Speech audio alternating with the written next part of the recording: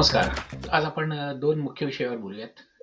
एक म्हणजे अमेरिकेत पीटरसन इन्स्टिट्यूट म्हणून एक इन्स्टिट्यूट आहे. तर त्यांचा एक आर्थिक अहवाल त्यांनी पब्लिश केला. एक पेपर ॲक्चुअली शोध निबंध.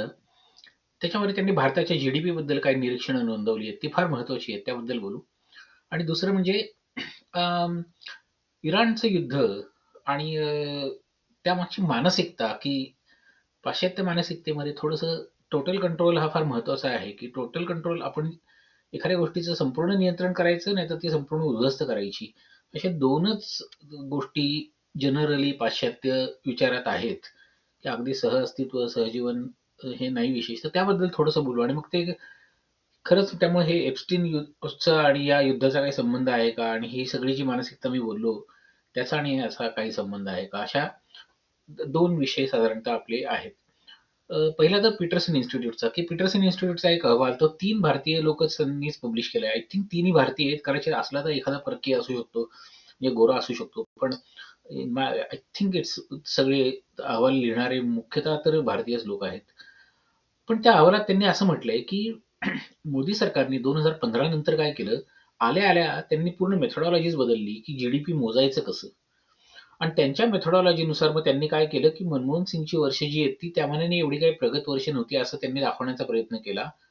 आणि 2012 नंतरच मग त्यांनी ती सगळी मेथोडॉलॉजी अशी केली, की 2012 नंतर ते सगळं गुलाबी चित्र म्हणतात ना त्याला, रोझी पिक्चर, ते त्यांनी निर्माण केलं. असं त्या अहवालात, पीटरसन इन्स्टिट्यूटच्या अहवालात म्हटलं आहे, की त्यांचं त्यांचं म्हणणं आहे, की ॲक्चुअली मनमोहन सिंगच्या काळात प्रचंड बूम होता आणि त्यानंतर आता सध्या जे काही ते मोदी सरकार म्हणतंय ग्रोथ आहे, त्यापेक्षा ॲक्चुअली 1 ते 1.5% खाली आहे. म्हणजे मोदी सरकार समजा 6.5% म्हणत असेल, तर त्यांचं म्हणणं आहे, की खरी ग्रोथ 5%च आहे. तर हे का आणि कसं शक्य झालं? की नक्की असं मोदी सरकारने काय त्यांची मेथोडॉलॉजी काय बदलली? तर त्यांचं म्हणणं आहे, पीटरसन इन्स्टिट्यूटचं म्हणणं आहे, की मुख्य मोदी सरकारची जी पद्धत आहे मोजण्याची, भारताची ग्रोथ आणि आर्थिक परिस्थिती मोजण्याची, ते शहरांकडे बघतात आणि शहरांचं चांगलं चाललंय ना, किंवा जे भारतातले प्रगत भाग आहेत, की जो अप्पर टियर आहे इकॉनॉमीचा, की तो चांगला चाललाय याच्यावरून ते म्हणतात, म्हणजे मग खालच्यांचंही चांगलं चाललंय, की असं ते निष्कर्ष काढतात. आणि त्यामुळे ते म्हणतात, की ओके, ह्यांची प्रगती होतीये, यांचे आर्थिक आकडे सगळे छान-छान वर चाललेत, म्हणजे आमची गावं सुद्धा तितक्याच वेगाने प्रगती करत असतील. तर आय ॲक्चुअली थिंक की there is a huge fallacy in that, की जगभर सहसा जर शहरं समजा 8% नी प्रगती करतात, तर गावं जनरली 5%, 4% नी प्रगती करतात. हे अख्ख्या जगाचं आहे. म्हणजे भारतच नाही, हे अमेरिकेत सुद्धा तसंच आहे, की शहर आणि गावं यांच्यातली दरी वाढत जाते. गरीब आणि श्रीमंतांमधली दरी वाढत जाते. गरीब लोकं श्रीमंतांच्या इतकी प्रगती करत नाहीत. आणि त्यामुळे मोदी सरकारचा हा जो काही एक बेसिक असम्पशन आहे, ते असम्पशन पीटरसन इन्स्टिट्यूटच्या म्हणण्यानुसार तेच खोटं आहे. आणि भारताचे त्यामुळे आत्ताचे जे आर्थिक आकडे आहेत, की आम्ही 4 ट्रिलियन क्रॉस केले वगैरे, तर त्यांचं म्हणणं आहे, की ते म्हणजे इनडायरेक्टली देन दे आर इम्प्लायिंग, की ते इव्हन तुम्ही 4 ट्रिलियन आत्ता असण्याची शक्यता नाही. That's what they are saying. कारण 1-1, 1.5% over last 10 years is way too over statement. आणि द क्वेश्चन मग आता आम्ही तर अमेरिकेत राहतो. भारतातल्याच लोकांनी हा प्रश्न स्वतःला विचारावा, की मनमोहन सिंग यांच्या काळामध्ये जसं धडाधड सगळ्यांकडे मोबाईल आले, सगळ्यांकडे घरात-दारात कार आल्या, बऱ्यापैकी लोकांना अ, अ, पगार अक्षरशः 5 आकड्यातनं 6 आकड्यात पगार गेले लोकांचे महिन्याला. 10,000 वरनं महिन्याला लाखो रुपयांचे पगार दिसायला लागले. तर मागच्या 10 वर्षामध्ये मग ते 1,00,000चे 5,00,000 झालेत का लोकांचे कमीत कमी? की जसं 10,000 वरनं 1,00,000त लोकांचे पगार गेले. हो का नाही? की बऱ्याच चांगल्या व्हाईट कॉलर जॉब्सबद्दल मी बोलतोय. मग तसे व्हाईट कॉलर जॉब्स आता 1,00,000 वरनं 5,00,000ला गेलेत का 10,00,000 सोडून द्या. अगदी 10 पट सोडून द्या. 5,00,000 वर गेलेत का? महिन्याला 5,00,000 मिळतात का? किती लोकांना मिळतात? तर नाही, सगळ्यांना थोडेच मिळणार आहेत. माझ्या मते डायरेक्टर, व्ही वगैरे ही जी टायटल्स आहेत, त्यांना आहेत तशा पद्धतीचे पगार आहेत. 40,00,000, 50,00,000, 1,00,00,000 आहेत तसे पगार. पण मला वाटत नाही की साध्या सॉफ्टवेअर इंजिनिअरला, मॅनेजरला तेवढा पगार आहे. आणि मग हे तर शहरांचं झालं. मग गावांचं काय? तर I will just leave it to all of you to think, की गावांची प्रगती शहरांच्या सारखीच होते आहे, हा जो बेस आहे, मोदी सरकारचं जे म्हणणं आहे आणि त्यानुसार त्यांची जी मोजण्याची पद्धत आहे, ती चुकीची आहे. हे जे पीटरसन इन्स्टिट्यूटचं म्हणणं आहे, हे ह्याच्यात तुम्हाला तथ्य वाटतं का? It's really up to you. If you ask my opinion, I always had that suspicion. I always had that suspicion. मी नेहमी ऑब्झर्व्ह केलेलं होतं, की भारत जी काही ग्रोथ करेल, करेल अशी प्रोजेक्शन्स परकीय शक्ती, सगळ्या परकीय मीडिया ते सगळे म्हणतात, "हो, भारत प्रचंड प्रगती करतोय, भारत प्रचंड प्रगती करतोय." पण इन रिॲलिटी तो भारत कमी प्रगती करतोय.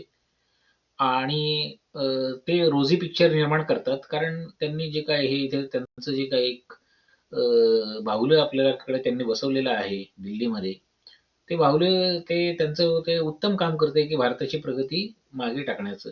आणि जे काही अ, मनमोहन सिंग यांच्या काळामध्ये भारतात 10 वर्षात तिप्पट झाली अर्थव्यवस्था. मोदीच्या काळात तिचं आता अजूनही 4 ट्रिलियन पोहोचले नाही म्हणजे तुम्ही बघा आता 11-12 वर्ष झाली. 11-12 वर्षात अजून दुप्पट सुद्धा झाली नाही. हे चित्र चांगलं नाही. असो. Next topic. Let's talk about Iran, की मी माझ्या वडिलांशी बोलत होतो आणि माझ्या वडिलांना ते इराणबद्दल ते त्यांना उत्सुकता. आता ही इज 89 इयर्स ओल्ड पण he still likes to talk about these things. तर आम्ही त्याबद्दल थोडं बोललो आणि whatever we spoke, he liked it. He thought की he understood a few new things from me. तर बेसिकली न्यू थिंग्स म्हणजे काय, तर इथे अमेरिकेत राहून थोडा एक वेगळा पर्स्पेक्टिव्ह असतो आपल्याला. तर ते मी तुमच्याशी शेअर करतो. बघूयात तुम्हाला ते कितपत आवडते. So here is the thing, की पहिला विषय राईट, की माझ्या वडिलांचं म्हणणं होतं, की इराण आधीच फार जबरदस्त त्यांच्या अमेरिकेवर हल्ला करते, इराणचं पारडं जड होतंय वगैरे का. तर आय थिंक आपण असं बातम्या वाचतो. बातम्या कुठल्याच पद्धतीच्या बातम्यावरती माझा विश्वास बसत नाही, की एस्पेशली युद्धाच्या काळात. तशाही बातम्या आजकाल ह्या फक्त प्रोपगंडाच आहेत. जगभर, भारतातही तेच आहे, की पूर्वीच्या काळी आपण जे काही टिळक, जांभेकर ह्या सगळ्या लोकांनी जी वर्तमानपत्रिका ती सुरू केलेली त्या काळातली, अगदी आमच्या लहानपणापर्यंत वर्तमानपत्र वगैरे चांगली असायची. पण ते आता सगळं मागे पडलंय आणि आता वर्तमानपत्र आणि मीडिया, कुठलाही मीडिया हा तुम्हाचा ब्रेन वॉश करण्यासाठी आहे. यात काहीच वाद नाही. तर तर तसाही तो मीडिया असतो. पण युद्धाच्या काळात तर अजूनच ते विश्वास ठेवण्यासारखं नसतं. पण इराण, मी तुम्हाला एक ढोबळ मान्य सांगतो, की इराणनी अमेरिकेवर कितीही हल्ले करू देत, इराणनी काहीही करू देत, अमेरिकेला अक्षरशः ते म्हणजे असे डास चावल्यासारखं ते आहे, की किती काहीही हल्ले केले. 1-2 सैनिक मेले, 6 सैनिक मेले, 2 विमानं पडली. It's not a big deal. म्हणजे अमेरिकेसाठी ते काहीच नाहीये, की अमेरिका हे एक सतत युद्धसज्ज राष्ट्र आहे. पैसा, ॲज वेल ॲज आर्थिक ताकद, as well as the military planning, हे सगळं त्यांचं इतकं प्रचंड जबरदस्त असतं अमेरिकेचं, की इराणने कितीही काहीही हल्ले केले तरी अमेरिकेला त्यांनी काहीच बाधा येत नाही. अगदी ते इराक आणि अफगाणिस्तानची युद्ध अमेरिकेने जी केली 2000 पासून ते 2025 पर्यंत, 26 पर्यंत, आतापर्यंत, ही युद्धांची टोटल कॉस्ट $10 ट्रिलियन आहे. अमेरिकेचं एका वर्षाचंच आर्थिक बजेट आजकाल 30 ट्रिलियन आहे. तर तुम्ही लक्षात घ्या, की ते 30 ट्रिलियन आज आहे, त्या काळात 2000ला 10 होतं. म्हणजे साधारणतः 20 ट्रिलियन अमेरिकेचं सरासरी जीडीपी ओव्हर लास्ट 25 इयर्स म्हणजे 500 ट्रिलियन. 500 ट्रिलियनचं त्यांनी एवढं आर्थिक ताकद आहे. त्याच्यातले त्यांनी 10 ट्रिलियन उडवून टाकले इराक आणि अफगाणिस्तानवर. It's not a big deal अमेरिकेसाठी. फक्त 2%. लक्षात घ्या, अख्खे त्यांनी जे काही पैसे कमवले मागच्या 20 वर्षात, 25 वर्षात, त्याचे फक्त 2% आहेत ते. तर त्यामुळे असल्या बातम्यावर कधीही विश्वास ठेवू नका, की इराण खूप भारी आहे किंवा काय. म्हणजे आता we should feel bad about Iran, की यार हे त्यांचं मरतायत ते किंवा काय. हो का नाही, की it's not a good thing, की कोणाचंही आयुष्य उद्ध्वस्त होणं, कुठलाही समाज उद्ध्वस्त होणं, विच इज व्हॉट एक्झॅक्टली आता अमेरिका करणार आहे. तर मग म्हणजे मग आमचा पुढचा होरा वळला, की हे का का का करतं, हो का नाही, का करतं. It's really simple. तर माझं त्याच्यावरचं उत्तर असं आहे, की अमेरिका काय किंवा ब्रिटन काय किंवा एकूणच European Shakti, they are a little different in the history, in the whole history of humankind compared to the rest of the humankinds. And at least that's my opinion. And how are they different? की जगाच्या इतिहासात अनेक लोक होऊन गेले. मुघलांनी आक्रमण केली, मराठ्यांनी उत्तरेत आक्रमण केली, हो का नाही, की अजून शक आले, होऊन आले, हे भारतातलं झालं.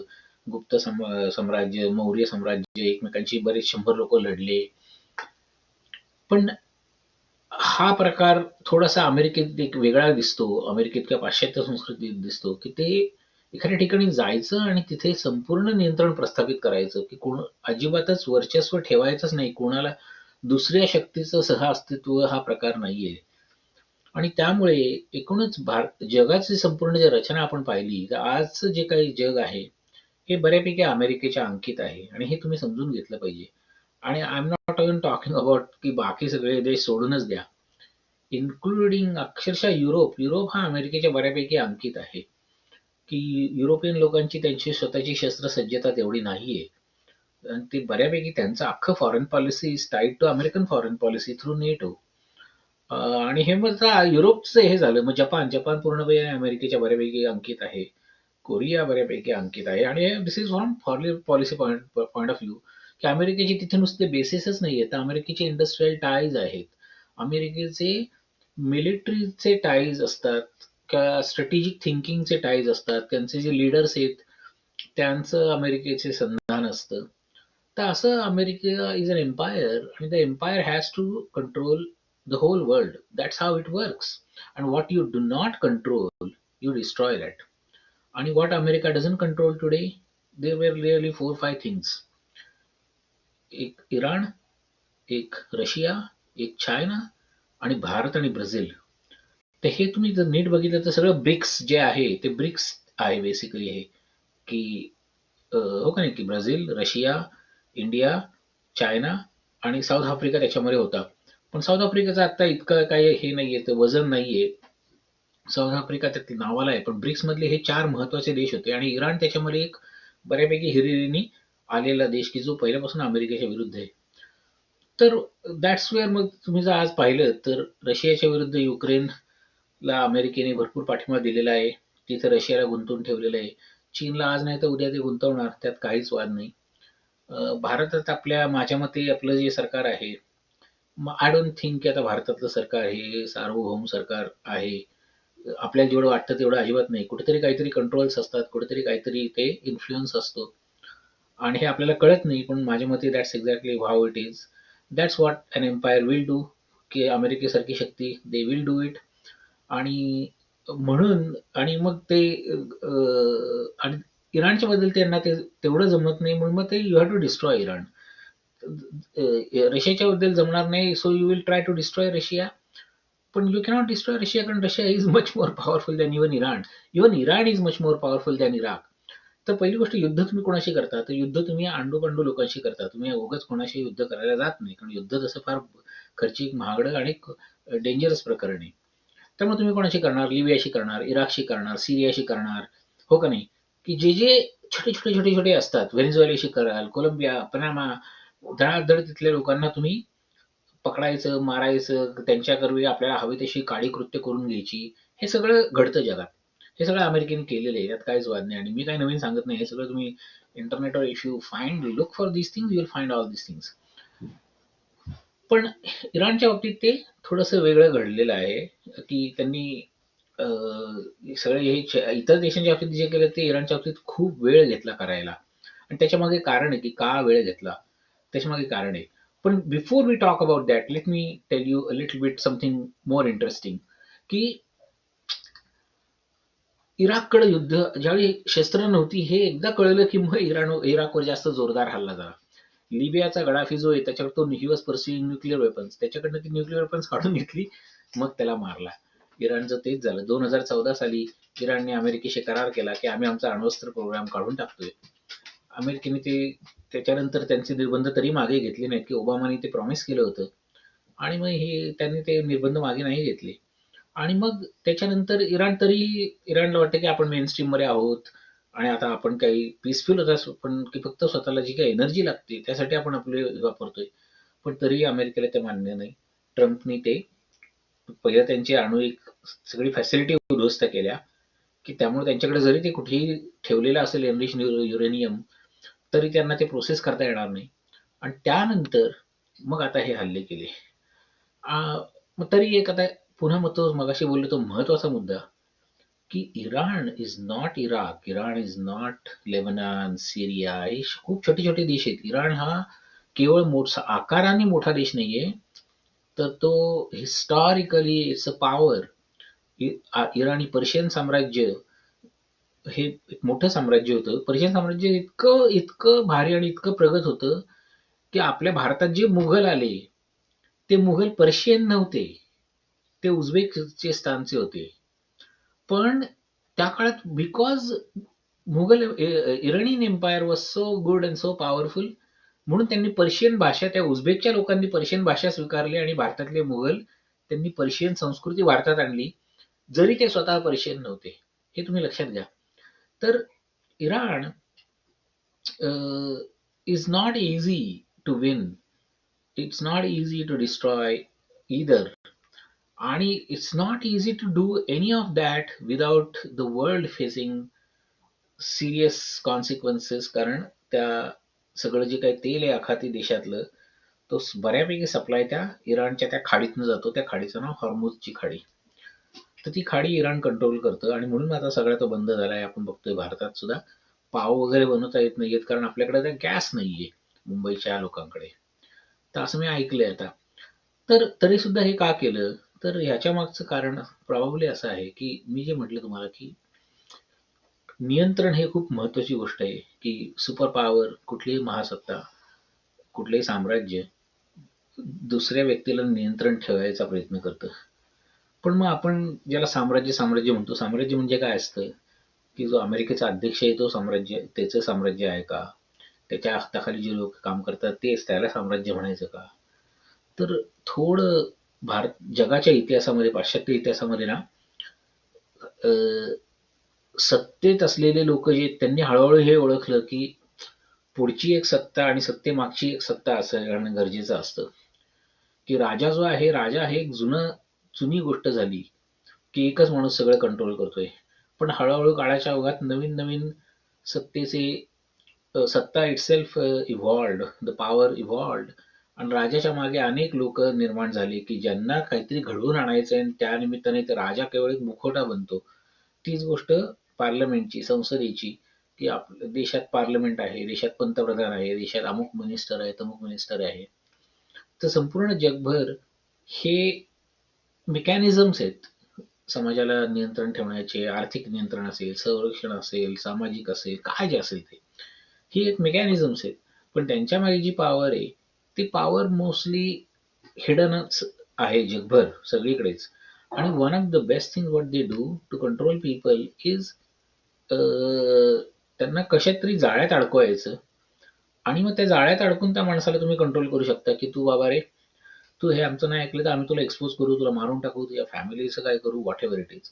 तर हे जे ब्लॅकमेलचं तुम्ही महाराष्ट्रातलं तंत्रज्ञान जे बघितलं, तंत्र जे बघितलं, 40 सगळे आपले सरदार लोक गेले गुवाहाटीला वगैरे, हे आपल्याकडे आता दिसायला लागलं. पण that's how the western world has always been operating.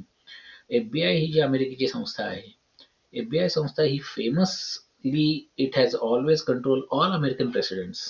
की संपूर्ण अमेरिकेचे सगळे जे राष्ट्राध्यक्ष यायचे त्यांना ते एफबीआय त्यांची लफडी सांगायची पहिल्याच दिवशी शपथ घेतली रे घेतली की त्या दिवशी त्या अमेरिकन प्रेसिडेंटला तर म्हणायचं, सर तुमचं असं असं आमच्याकडे हे लफड्याची फाईल आहे, काय करायचं?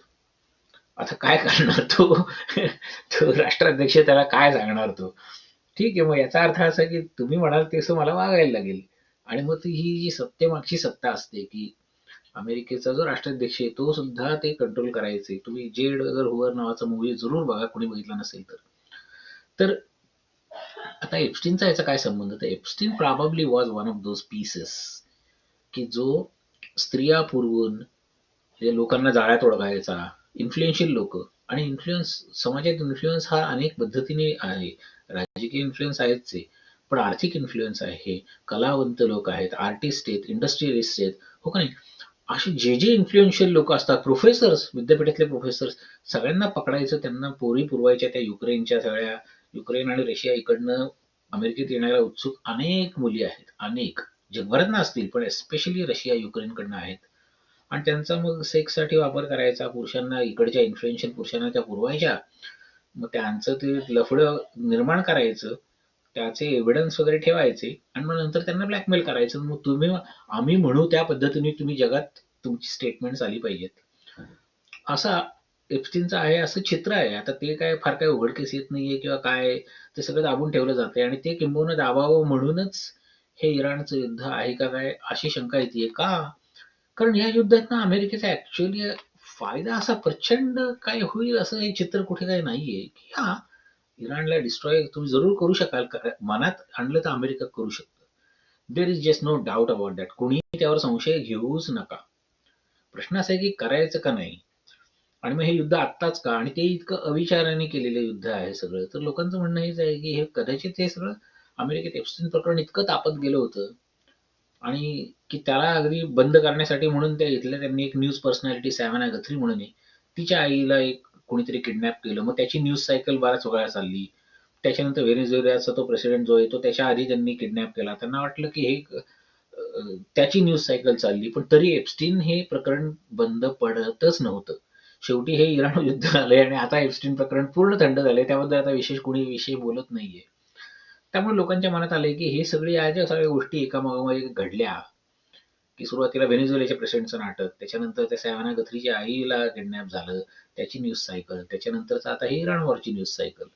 त्यामुळं लोकांच्या मनात साहजिकच शंका आहेत की हे एप्स्टीन प्रकरण हे दाबण्यासाठी हे सगळं चाललंय का? आणि एप्स्टीन प्रकरण का दाबणं गरजेचं आहे? समजा तो एप्स्टीन हा खरोखरच त्या सत्तेमागे जी सत्ता असते त्यांचं तो प्यादा आहे, की ज्याच्यातून सगळे जगातले इन्फ्लुएन्शियल लोक ब्लॅकमेल करून मग जग कंट्रोल केलं जातं, हे जर असेल तर तर then all of this make sense. Of course a lot of people will consider this conspiracy theory, and that's fine. हो का नाही? की आपल्याला कुणाला काय माहिती आहे जगात काय चाललंय? We are so ordinary people. पण I am just telling you की कशा पद्धतीने गोष्टी होऊ शकतात. There is no certainty whatever I am saying is true. I have no idea. पण I hope you like this, आणि पुढच्या वेळी मग असंच पुन्हा अजून काय बोलू.